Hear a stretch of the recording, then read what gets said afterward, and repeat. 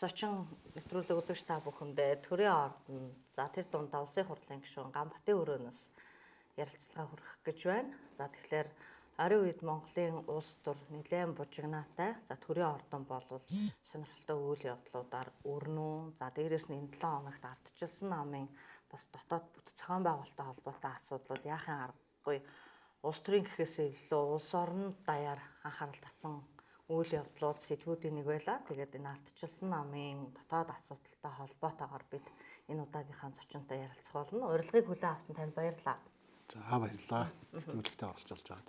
Тэгэхээр сүүлийн үед яг ард иргэдийн зүгээс бас нэг шүүмжлэл дагуулад байна л да. Ер нь бол юу гэдэг нь хэвлэл мэдээллийн байгууллагуудах ерөөсөө л нэг улс төрчтэй, улс төрийн сэдвтэй холбоотой мэдээгээр сенсацлаад байна гэж зүгээр. Би хувьдаа бодохно дээрээ судлаа олохгүй бол доотх нь гүдээ олдохгүй гэж дээдх энэ бужигнаатай байгаа асуудлуудыг нээлттэйгээр ил тод мэдээлэхгүй болвол ер нь бол асуудлууд хаана байгаад байдаг.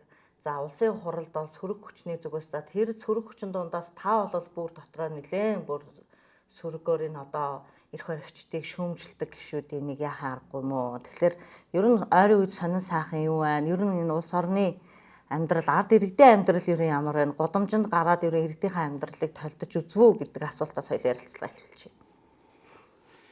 За мэдээж хэрэг одоо дэлхийн ертөнц их хурдтай өөрчлөгдөж байна. За манай улс орон ч бас дэлхийн ертөнцийн нэг л хэсэг болохоор энд бас уялдаа холбоотойгоор одоо бэрхшээлүүдийг туулаад ингээл явж байна л да. Тийм. За нөхцөл байдал одоо хүмүүсийн амьдрал ах бол нэг сайнгүй байна. Одоо ардын намын ч бай, арчилсан намын ч бай, амлаад яриад байсан энэ олон намуудаа яриад байсан амлаад байсан хүлээлт энэ бүх юмд бол одоо хөрөхгүй л байна л да. Тийм өнөөдөр одоо юуны өвн бензин достэй ажил бүдэл за бүх зүйлийг ингээд эдийн засгийн нөхцөл байдал энэ бүх юмнуудыг харьцуулаад үзэхэд бол за энэс илүү байж болох байсан уу гэж байж болох байсан. Яг таны хэлдэгчлэн бүх юм бол одоо байр суурь олж чадахгүй байна гэдэгтээ бол санал нэг байна. Тэгэхээр ойрын үед ер нь танаар санаа сайхан юм байна. Энэ ардчилсан намын генсекийг томилохтой холбоотойгоор яг урд өдөр нь энэ ардчлал сэргэлтгээд холбоо байгуулчихсан. За улсын хурлалтдах сөрөг хүчний нэлээд олон гишүүд таныг ерөнхийлөгчөөрөө сонгоод ингээд ардчлал сэргэлтгээ холбоо байгуулчлаа. Магадгүй зөвөр өчигдрийн тухайд бол одоо юу гэдгийг энэ одоо улс төрийн энэ бужигнаатай холбоотойгоор ингээд сөрөөд ийм фракц холбоо байгуулчлаа гэж үзэж дүгнсэн асуудлууд байгаа. Та бас мэдээллийн хэрэгслүүдээр харсан баг. Тэгэхээр яг энэ эзэгтэй цаг хугацаанд дээр энэ холбоог ер нь яг байгуулах болсон шалтгаан юу юм? Дээрээс нь та бас ерөнхийлөгч болсон яаж ер нь таныг дотроосоо сонгов? За яг ерөнхийдөө бид бүхэн бол 2024 оны улсын хурлын сонгуулиар арчилсан нам бол 42 судалтай болсон. Гэхдээ бол цөөнх байгаа сөрөг хүчин болоод ингээд ажиллаж байна. За ингээд энэ улсын хурлын бүрэн эрхийн хугацаа ингээд дундаа орж байна. Одоо яг л удахгүй 2 жил болох гэж байна. За ингээд ажиллаж байхад бол ер нь жилийн өмнөөс эхлээд манай гишүүд одоо бас бие биенээ ойлголцоод хоорондоо ярьдаг те бас бодол саналаа солилцдог ингээд улс төрийн байр суурийг нэгтгэдэг ийм үйл ажиллагаанууд явж байсан. За тухайн одоо арчилсан намын гишүүд байна, бүлгийн гишүүд байна, арчилсан намын бүлэг байна та бүхэн санаж байгаа. Одоо ардын намын оюун эрдэнэ засгийн газартай хариуцлага тооцоо энэ юхнийг санаж байгаа. Тэгээ үүний дараа бол бас ингээд харахад бол бас арай өөр байдалтай болж эхэлсэн шүү дээ. Улс орн бас нэг тийм ээ амьсгаа авсан маягтай тийм ээ өчнөө амлалт ирээд идэг бүрдэн байхгүй байсан. За энэ нөхцөл байдал тэгээ мэдээллийг бас ил тод байх хэвээр нэг орж ирж байгаа орлого хаана байна гэл энэ бүх асуудлыг яриад ингээд эхэлсэн. За энэ бүх зүйл маань явж байгаад бас нэг 2 хоногийн өмнө бол бид бүхэн бас ингээд зарлая. Өнөөдөр одоо арчилсан нам өөрөө одоо пракц клубын ийм үндэс суурь дээр бол явагддаг тийм. Энийг зөвшөөрдөг. Гэхдээ бид нар бол одоо тийм пракцийн хэмжээний тийм улсууд биш ээ.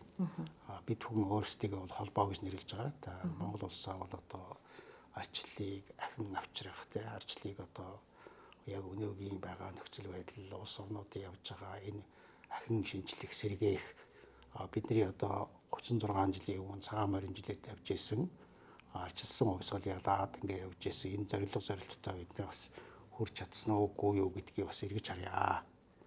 Энэ үгдийг бас сэргээе арчлалыг. За өнөөдөр бол уламжлал энэ бүх зүйлтийг нэгтгээд Монгол улсад бол яг хөрс суурин дээр бид бүхэн буулгаад энэ хэмжээнд авчиж чадваа гэдэг зүйлийг ингээ ярилцаад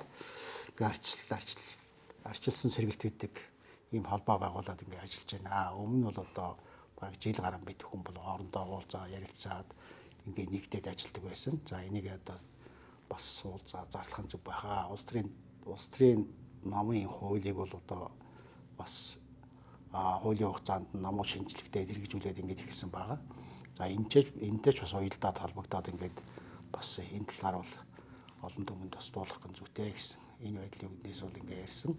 За нийтдээ 11 гишүүн бол нэгдсэн байгаа. Ингээд одоо бас намайг за улсын хурлд одоо 3 удаа сонгогдож ажилласан ийм одоо хүний хувьд за та бас одоо ерөнхийдөө тэргүүлээд ингээд явсан зүг бахаа гэсэн ийм санал тавьсан. За би энэ саналыг хүлээж авсан. Тэгэхээр яа гэсэн үг юм бэ гişүн. Одоо ингээд бүлэг дотроо улс төрийн холбоотой улс төрийн шийдвэрүүд гарна гэх юм бол манай холбоороо хилэлцээ гэдэг асуудлууд яригдаж эхэлнэ гэсэн үг юм уу? За ер нь одоо тухайлбал одоо эхний үрд ингээд гарч ил байна л да тийм ээ. Одоо арчилсан намын ерөнхий нарийн бичгийн даргаыг бол одоо бид нэр жинхлэхэд бол оролцлоо. Баяр цогт даргаыг бол одоо төр үүр гүйцэтгчээр тавьсан байсан. Манай дөрмээр бол одоо 1 сарын хугацаатай байдаг л да. Энэ сарын хугацаанд ингээд гүйцсэн. Тэгээ арчилсан намынхаа энэ одоо шинжилэл энэ одоо бүх бүтэц зохион байгуулалтаа хийж дуусгах энэ үйл явц нь бол одоо өчигдрөөр бол ингээд дуусж байна. Тийм. За тэгээд ерөнхий нарийн бичгийн даргаыг тавихтаа бол нэлээд бас тал талаас ярилцж ээж хурд удаан хугацаанд үргэлжлэлээ. За бас 5 дарга тавилаа. Ингээд одоо бүтэц бүрэлдэхүүнийг одоо 4 дэх нийцүүлээд ингээд хийж дуусгасан өдрүүд байлаа гэж ойлгож болохоор байна. Таны хувьд ер нь энэ баяр цагт генсекер томилогцсон асуудал дээр яг ямар байр суурь байгаа. Одоо ингээд ямар ч байсан өчигдөр бол нэлээд өндөр хуваар баталчлаа. Дэмжихгүй гэжсэн хүмүүс яг олонхын саналаар дэмжиж явж байгаа учраас олонхын саналаа дэмжиж одоо дагаад хамтарч ажиллана гэдэг байр сууриа илэрхийлж байна. Ер нь бол 2027 2028 гээд одоо сонгуул ойртчихсан байж тээ. Тэгэхээр бол баяр цагт даргын тухайд бол ингээд маш том одоо өртөөч гэж хэлж болохоор улс төрийн том ийм албан тушаал дээр очиж штэ. Тэгэхээр таны хувьд одоо яг ямар хүлээлттэй байна? Намын хувьд ер нь бас давхар асуучаад ер нь эв нэгдэл гэдэг асуудал маш хүчтэй яригдж байна. Сөрөг хүчний дуу хоолой үнэхээр хүчтэй сонсохыг хүсэж байна. Гэтэл дээрэс нь ингээл олон жигүүр фракц холбоо гэд болоо явж байгаа нь ардчилсан нам яг үнэн бодиттой дээр эвлэлдэж нэгдэж чадахгүйгээр 2027-28 оны сонгуультаа золох юм биш үү дээ ч гэдэг асуудлууд ингээ ар араасаа хөндөгдөл асуултууд тавигдаж штэ. За ер нь бол баяр цагт даргын хувьд бол арчлалыг анханаас нь эхлүүлээд бүр одоо 20 хэд наснаас ингээ улс төрийн үйл явцад оролцоод ингээд эхлүүлсэн гэдэг тийм ээ. Тий одоо өнөөдөр бол тэрнээс хойш одоо 35 6 жил болсон байна. Гэхдээ бид нар яг хүрх цэгтээ хүрсэн үү гэдэг асуудал байгаа тийм ээ. Яг арчлалын байх ёстой газар нь одоо хуучин манай хэдхэн жилийн өмнө л одоо 10 жилийн өмнө энэ Монгол улс одоо Азийн бар болох нь за хүмүүсийн амьдрал ахуйн одоо 2 3 дахин сайжрах нь за арчлалын баян бүрд болсон ийм улс орон эрх чөлөөний одоо Аз дахь төвцөг гэнтэр гэл ингээ ярьдаг байсан бол өнөөдөр бол энэ хүн бүдгэрсэн байна. Тий одоо 3 хүний нэг нь ядуу ийм байдалтай бараг 10 20 жил явчлаа штэ. Тий. Тэгэхээр за эхнээс нь энэ үйл хэрэгтэй үнж явсан. Тэгээ өөрөө ч бас одоо туршлагатай, мэдлэгтэй, чадвартай, боловсралтай. За энэ одоо арчилсан намын энэ үйл хэрэг Монгол улсын одоо бас улс төрийн үйл явцад бэлтгэгдсэн гэдэг тийм ээ. Ийм хүнээ бид нэр бас одоо хэрэглэх, ашиглах шаардлагатай. Одоо энэ шаардлагыг хангаж байгаа хүн бол өнөөдөр бол баяр цогт даргыг гэж бид нэр үзэж байсан. За тэгээд одоош хүлээлт өндөр байна. Мэдээж энэ хүлээлтийг өөрийнхөө бас зүтгэл ажиллаараа бол харуулна гэдэг өөрөө бол илэрхийлж илээ. За тэгээ одоо хариуцлагатай сонгуулиуд ингээд тулцсан байна. 2027 оны Монгол Улсын ерөнхийлөгчийн сонгуул, за 2028 оны Улсын их хурлын сонгуул, үүний дараа бол орон нутгийн сонгуул, ийм 3 сонгуул байгаа. За энэ хариуцлагатай сонгуулиуд бол арчилсан нам бол амжилттай оролцох шаардлагатай байгаамаа. Энийг ч одоо олон нийт ингээ хүлээсэн юм байна. За арчилсан нам өөрөөсөө бол дотроо одоо учраа болоос EV-гээ сахиасаа одоо EV-ийг сахиж чадна тийм ээ. За таач сая өөрөө ярьлаа. Дөнгөж сонгуулийн дараа л бүгд л за бид бүхэн одоо нэгэн сонгогдсон олонхын саналыг авсан энэ удирдлагаа хүлээн зөвшөөрөөд ингээ явнаа гэдэг зүйлийг одоо бүгдөө л илэрхийлж яах гэж ойлгосон. Тий одоо ингээл намынхаа шинжилэл дүрм хуульд нийцүүлэх бүх юм ингээ хийгээд дуусачлаа. Бүх хүмүүс одоо ажил төрөлдөө ороход бэлэн болчлоо.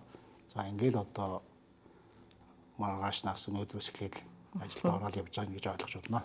Намынхаа юу нэгдлийн талаар та юу гэж харж байгаа? За манайх бол манай зарим гишүүч гэсэн хэлсэн байлээ. За арчилсан нам бол тэгж дарга нараа ч юм уу ингээд тойроод бүжиглээд идэх хүмүүс биш ээ гэж. Гэхдээ биднэрт бас сахилга хат хэрэгтэй. Нэгэн шийдвэр гарсан бол биднийг одоо бүгдээрээ дагаж мөрдөөд ингээд явж явах хэрэгтэй. За тэгээ хууль дүрмийн явал дийдлж ажиллах хэрэгтэй. Миний мэдхийн бас 10 жилийн өмнө 15 жилийн өмнө бас арчилсан намын хурал бол нэлээд хэлтэй амтай болдог. Дараа нь одоо бас хуваагддаг, бие биений хүлээн зөвшөөрдөг ийм асуудал байдаг. Гэхдээ одоо бол бас өөр болсон байна. Мэдээж одоо хил ам ихтэй болж л байна. Бидний хамаагийн бол ингээ нээлттэй ил тод байдаг. Гэхдээ шийдвэр, олонхын шийдвэр гарсныг дараа бол тэрийг дагаж биелүүлж явах энэ одоо соёл нь бол манай намд бол бий болсон байна гэж харж болохоор байна. Манай энэ улс төрчдөд энэ нөгөө нэг нэр цэвэрэгдэг имиж бас айгүй чухал болчиход байна шүү дээ. Энэ имижээ бас нэлээд одоо сонгуулийн үеэр ашиглаж байгаа улс төрчид бас цөөнгөө ах шиг байна. Гэтэл ингээд олон нийтийн зүгээс генсекээр томилогдсон баяр цогтын тухайд бол энэ нам дотрооч тэр олон нийтийн дунд тэр ингээд хүлээн зөвшөөрөхгүй асуудлуудын тухай ярьж байна л да. Тэгэхээр магадгүй 27 28 он за тэрний дараа жилийн орон нутгийн сонгуул дээр буцаад намын эсрэг сөрөг тактик одоо яваад орчих үед гэдэг ийм асуудал дээр ямар гаргалгаа хэлж болохоор байна. За бид хүн бол газар зүүн өвөрмөц байрлал байдаг л да. За бид нар бол далаад гарцгүй за маш хоёр том их гүрэн гэж нэрлэгдэг тийм ээ. Энэ хоёр олсын дунд оршдог штэ. Хоёр хуулстай хэлэлдэг. За тэгээд ийм учраас бас за гадныч дотныч бай те бас ингэ нөлөөлөл байдаг. Тэр нөлөөлөлд автаж одоо янз бүрийн харлуулах, буруу мэдээлэл тараах ийм юмд бас одоо манай арчилсан намын үе үеийн удирдлагууд гэдэг юм уу, лидерүүд гэдэг юм уу байнга хүртэж байсан. За сүүлийн үед одоо бас лидерийн дутагдaltaй ийм нам тэр байтугай ийм ус олчлаа гэж яриад байгаа шүү дээ. Тэгэхээр энэ бүхэнд бол одоо бас чигдэр бол баяр цогтойроо бас хариу өгч явах шиг байна лээ. Би бас энэ юмнуудаа их сайн тайлбарлах хэрэгтэй юм байна. Тэгээ зөв мэдээллийг өгж явах хэрэгтэй юм байна гэж өөрөө хэллээ. Тэрийгээ бол одоо өгөх баха өгөө явах нь зүйтэй тийм ээ. Нэгэнт одоо хин нэгэн зүгээр одоо иргэн өөрийнхөө ажлыг хийгээ явж байгаа биш. Тухайн одоо улс төрийн намын удирдах ажлыг хийгээ явж байгаа хүний хувьд улс төрийн намаар дамжиж улс төрийн нам одоо бүрийн хөтөлбөрөөр хэрэгжүүлж улс орныг бас хөгжүүлэхийн төлөө явдаг. Тийм учраас тэр тайлбар тэр одоо мэдээллүүдээ бол ингээ өгөө явах байх гэж бодож байна. Тийм. Тэрэн дээр өөрөө дутагдaltaй байсан, буруу ажиллаж байсан гэсэн дутуу ажиллаж байсан гэсэн зүйлийг ярилээ. Одоо тэгээ энийгээ гүйцэтгэх бол бас нийгэм одоо зөв мэдээлэл аваад ингээ бас арай өөрчлөгдөх болов уу гэсэн бодолтой байна. Тэгээ гадна дотны ийм одоо бас нөгөөс дотоодын бас өрсөлдөгч нөхдүүд нь ч байд юм уу? Бос намын хөслүүд ч байд юм уу? За янз янзын улсууд байгаа шүү дээ, янз янзын бодолтой. Тийм хүмүүс нь бас тийм байгууллагууд нь янз бүрийн мэдээлэл тараагаад ингэсэн байсныг ингэж явсан байсныг байгааг бол үгүйсэхгүй. Ямар ч үсэн генсека бол жинхлээд албажуулч та тийм өчтөр бас фракц бүрээс дэд дарга нарыг сонгож томилсон тий жинхэлсэн. Ерөн алтчилсан нөгөө 100 ямаанд 60 ухна хичээр энэ одоо 5-5 дэд дараагаар яах юм? Ерөн ямар ач холбогдолтой гэдэг шүүмжлэл бас өчтөр мэрсэр гарсан л да. Тэгээ энэ талаар бас сонирхмоор байна. Ерөн энэ 5 дэд даргатай байх ач холбогдол ерөн юу юм бэ? Үүрэг роль нь яг нам дотор яаж явагдана гэсэн үг юм бэ? За мэдээж хэрэг энэ одоо 5 дэд дарга бол ямар нэгэн байдлаар төрийн албан хаагчд биш. Тэгээд төрөөс цалинбарлал авахгүй шүү дээ. Тэгээд улс төрийн намынхаа хувьд одоо ямар хүмүүсээ яаж ажиллах юм гэдэг нь бол тухайн намын асуудал. Тэгээд зөвхөн даргаыг бол би бас энэ асуудал дээр хэцүү хандсан гэж ойлгож байгаа. Намын ив нэгдлийг одоо бас хангах нөгөө талаар бас хүмүүсийг идэвхтэй ажилуулах. За бас энэ хүмүүс маань хамтарч ажилласнараа бас одоо мэдээж хэрэг ялахгүй одоо бас бодлын ч байд юм уу, үзэл бодлын ч юм уу жоохон зөрүүтэй байж болно шүү дээ. Манайх бол одоо бүх үзэл бодлыг хүлээн зөвшөөрдөг. Ийм олон ургалж үзэлтээр явдаг ийм л нам шүү дээ. Тийм. Тэгээд энэ хүмүүс маань хэдийгээр одоо жоохон үзэл бодлын зөрүүтэй ч юм уу ийм байгаа боловч тэгээд намынхаа үйл хэргийн төлөө Монгол улсын хөгжлийн төлөө үзэл баримталтаа яг үнэнч тийм ээ гол одоо суур намынхаа үзэл баримталтай үнэнчээр одоо ингэ ажиллаад амжилт гаргана гэдэгт бол эргэлзэхгүй байна. Ингээ хамтарч ажиллаад бид нэр 27-28 оныхоо сонгуулиудыг одоо амжилттай их ийм шаардлага байна. Тэгээд эвлэлд нэгдэх хэвтэй ижтэй байх те энэ талаасаа бол их зөв ажил хийлээ, зөв сонголт хийлээ гэж ойлгож байгаа. Тэгэхээр яг ардчилсан намын гишүүд ингээл ярилцлага өгөөл олон нийтэд хандаад байр суурь илэрхийлэхээр энэ эвтэй байхын тухайд бол баг бүгдээрээ ярьж штэ. Гэтэл одоо энэ 7 хоногийн даваа гарагт бүлгийн хурлаараа гэхэд бүлгийнхаа даргаыг сонгох байсан. Одоо Төвшин Тэмүүжин гишүүн нар бол нэр дэвшсэн. За бүр таач одоо болохгүй юм байхгүй гэдэг асуудлыг ярьсан. Тэгэхээр ингээд бүлгийнхаа даргаыг сонгож чадахгүй гацаад байгаа шалтгаан нь өөрөө энэ эвлэлдэж нэгдэж чадахгүй өөрөөсөө ингээд буруу тийшээ хараад байж байгааг маш том одоо тод жишээ гэж хараад байна л да. Ер нь яагаад энэ бүлгийн даргын асуудал ингээд гацчихва? Би бол бид нэр хоошлуулсан. Тэгээд энийг жоохон хуцтай авч үзье. Эхлээд манай намын дарга цогцрол дарга намын дарга бүлгийн даргаыг бол давхар хийжсэн шүү дээ. За яг энэ одоо нэг хэсэг үедээ бол одоо хэрэгтэй байсан гэж бид нэр үзсэн, зөвч байсан. За тэгээ өөрөө одоо сүүлийн үед бол санал гаргаад бас намын дарга ачаалттай байгаа. Тийм учраас одоо намын дарга бүлгийн дарга хоёроо бол салгаж ажиллуулъя. Тэр нь одоо зөв зүйтэй байхаа. Бас нэлээд бүлгийн гишүүд тэгж хүсэж явах шиг байна гэдэг зүйлийг яриад гээ саналаа гаргацсан байгаа. За энийг тэгээ ойрын хугацаанд бид нэр тэгээ шийдэл явна шүү дээ. Хэр хугацаа, төр хугацаанд хойшлуулсан л гэж яг тодорхой хугацаа хэлэхгүй байгаад байдаг. Тэгээ ойрын үед л ингээл уулзаад шийдчихнэ л дээ. Одоо нэг удахгүй хаа. Хоёул таны тэр харбины гэрээтэй холбоотой асуудал руу оръё. Баярмаа гишүүн та хоёр бол энэ харбины хянан шалгах төр хорооны автор болоод явж байгаа. Нэг хэсэг бол нилээ идэвхтэй явж байгаад ингээд улсын хурал дээр очиод унлаа штэ. Гаццсан шалтгааныг ер нь та юу гэж харж байна? Энэ улсын хурлын гишүүд ер нь энэ хяналтын механизмыг хэрэгжүүлэх одоо сонирхолгүй гэж харж болохоор. За тэгээ харбины гэрээ тойроод бас нэлээд байдлаар тодорхой болж эхэлж байна шүү дээ. За харбинд бол хилцээр ийсэн.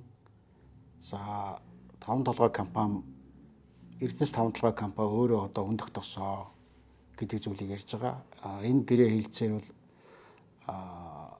нууцаа хоёр засгийн газар одоо бие биендээ бол мэдэгдэж зөвшөөрөл авч яаш энийг ил тод болгоно гэсэн зүйлийг ярьж байгаа. Гэхдээ харбины одоо би тэр гэрээ хэлцээр энэ үзээгүй учраас одоо шууд хэлж чадчихжээ л да. Ямар нэгэн нууц задлаад байгаа юм байхгүй тийм ээ. Харбины хэлцээр эдгээр их бас янз янзын зөрүүтэй мэдээлүүд айгүй хэлж байгаа. Мэдээлүүд хийж байгаа. Цаашлах тусмаа л тийм. Гарч ирэл харбины гэрээгээр төр хороо байгуул сонсгол хийнээл гээл ингээ хэлэнгүүд л ингэж болохгүй, тэгж болохгүй гэж яриад байгаа. Гэхдээ Эрдэнэс 5 толгой бол өөрөө бол Монголын иргэн болгон хувьцаа эзэмшдэг ийм хувь эзэмшдэг ийм компани. Тэгээ саяхан л гэхэд одоо энэ Ноогдлоо шиг нэг 63 мянган төгрөг өглөө. Тэр нь бол хангалтгүй байгаамаа. Өнөөдөр одоо зах зээл дээр коксч нүүрсний үн 130-40 орчим борлогдож байхад тэр харьбины гэрээгээр коксч нүүрсийг 16 жилийн хугацаатай гэрээ хийчээд 250 сая тонн нүүрсийг ингээ гаргаад өгч байгаа шүү дээ. Тэрнийх нь үнэ нь бол одоо нэг 60 орчим доллар байх шиг байна. Энэ одоо 2 дахин бага гэсэн үг. Тухайн үед одоо биржийн аншнаас нэг 5% хямдруулаад бөөний өмнөр нь авъя гэдэг санал тавьж исэн байдаг. Тэрийг одоо хууль зүйн сайд бүр албан бичиг харуулж агаад олон нийтэд бол ингээ мэдэгдэжсэн. Телевизээр ярьж байхдаа харуулж исэн.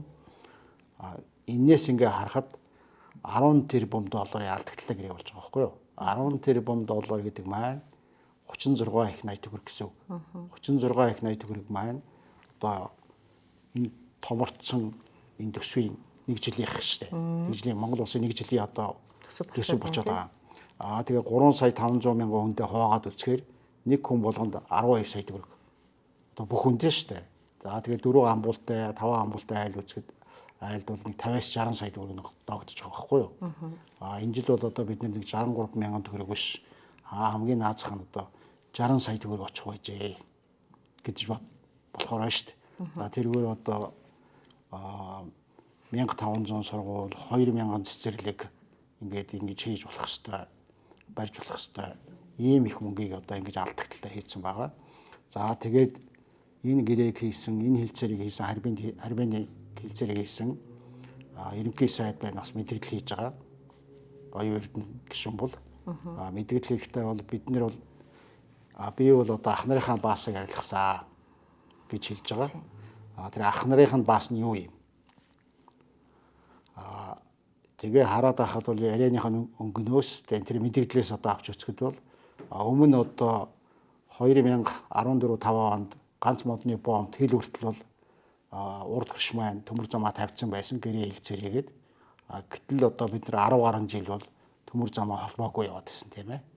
За одоо танк орж ирнэ, өргөн төмөр замаар танк орж ирнэ гэх мэтлэнгээр. Тэгээ энээс одоо ингээ харьцуулаад өчнөө алдагдлалд орцсон. Айл улсна.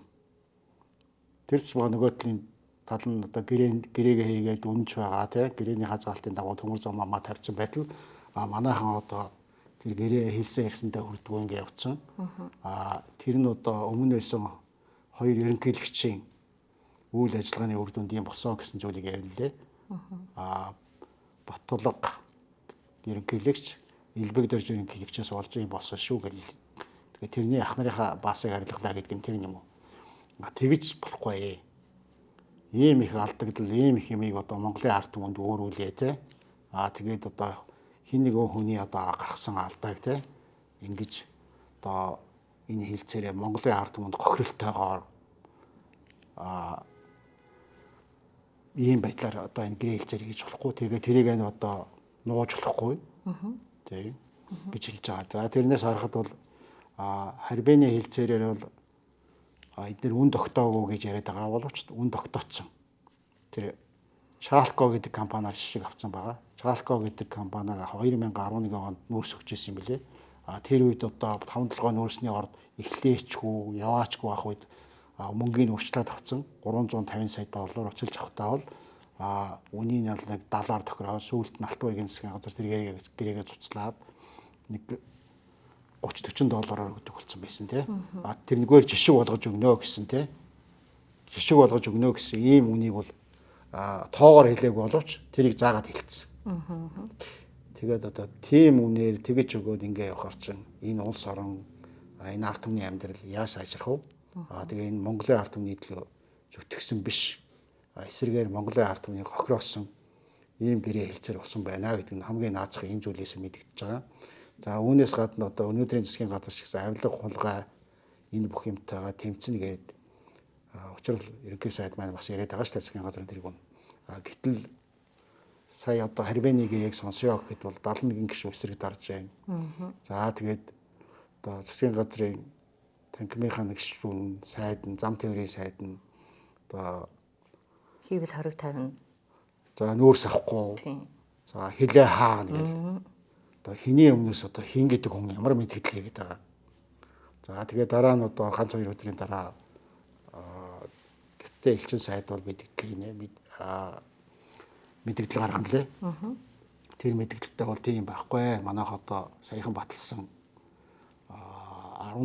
18 дугаар 5 жилээр эдгээр юугаа баталт юм билээ. Хийх ажлуудаа 5 жилээр.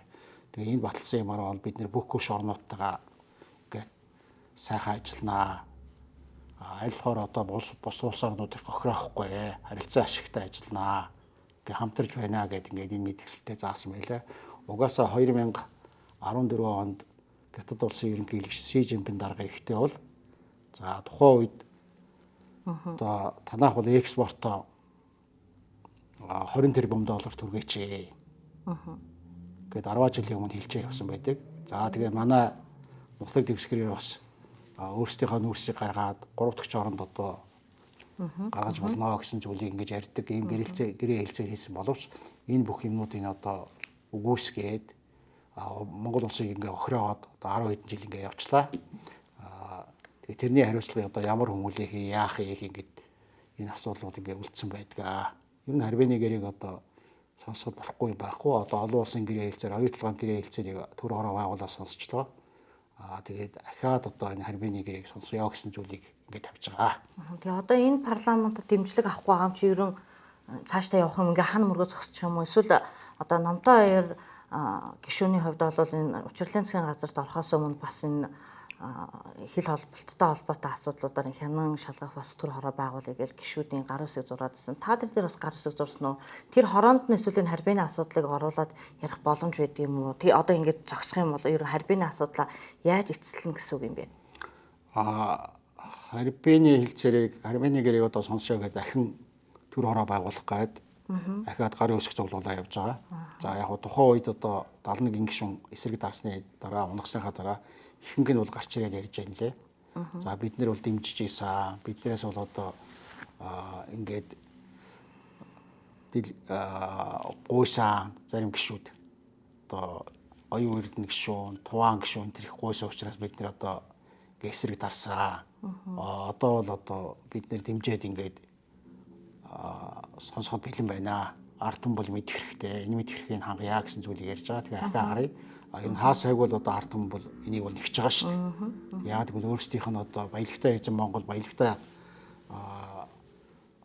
үндсэн хуулиар ч гэсэн одоо баялагын ихэнх нь одоо 60% Монголын ард түмэнд очих хэрэгтэй гэж заасан байгаа шүү дээ.